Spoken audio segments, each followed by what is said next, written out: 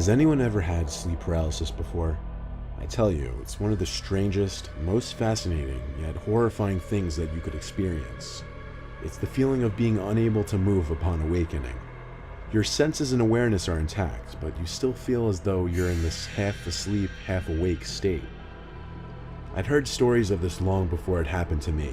I've only experienced it once.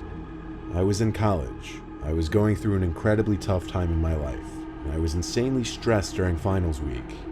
I wasn't getting much sleep. It must have been the night before my last final. I went to bed late because I stayed up all night studying for bio. I don't remember at what point I decided to finally call it. I just remember it all becoming a blur, then blackness.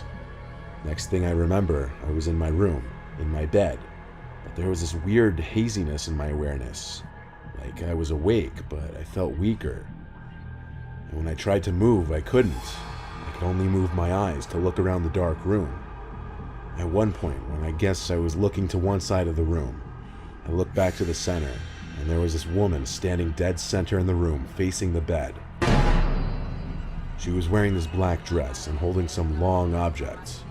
I wanted to call out, "Mom?" but my paralysis prevented it. I couldn't say anything. The woman came closer to me until she knelt down and touched my forehead, and I could feel it. She got eye to eye with me, and I could see my mother's face.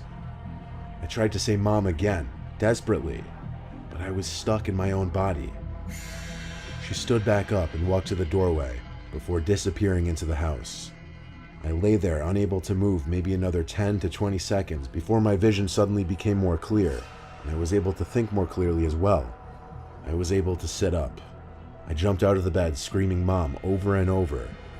I ran to the bedroom hallway yelling her name. A door opened down the hall and someone came to hug me, but it wasn't my mom. It was my dad, telling me he misses her too. My mom died 3 weeks before this happened.